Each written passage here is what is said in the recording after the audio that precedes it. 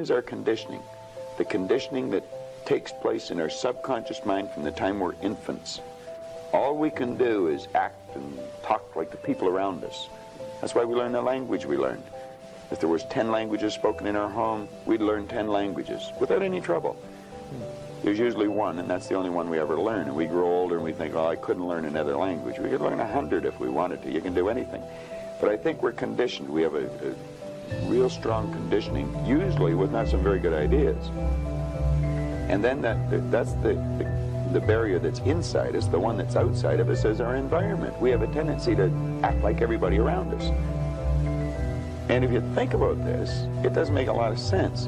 Because if you study statistics, 95% of the people live their entire life and never live the way they want to live.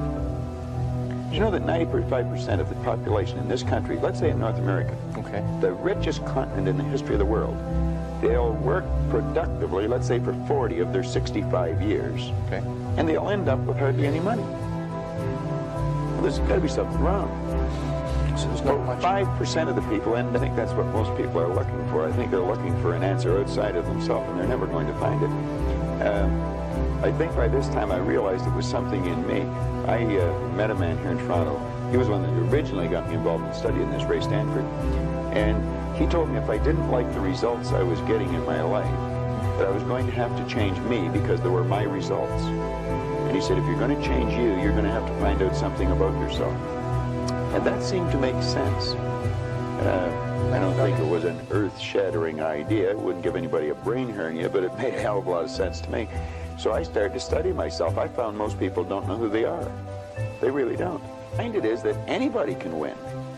Anyone at all.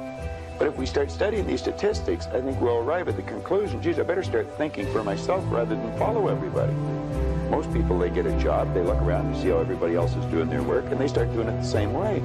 They should stop and think, I wonder if any of these people know what they're doing. Is there a better way to do it? But don't we have a need to fit in? I mean, we don't want to stand out. We don't want to get fired. We don't want to make waves. Exactly.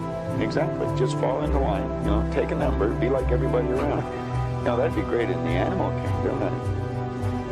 But human beings aren't supposed to live that way. I think we should make a few waves.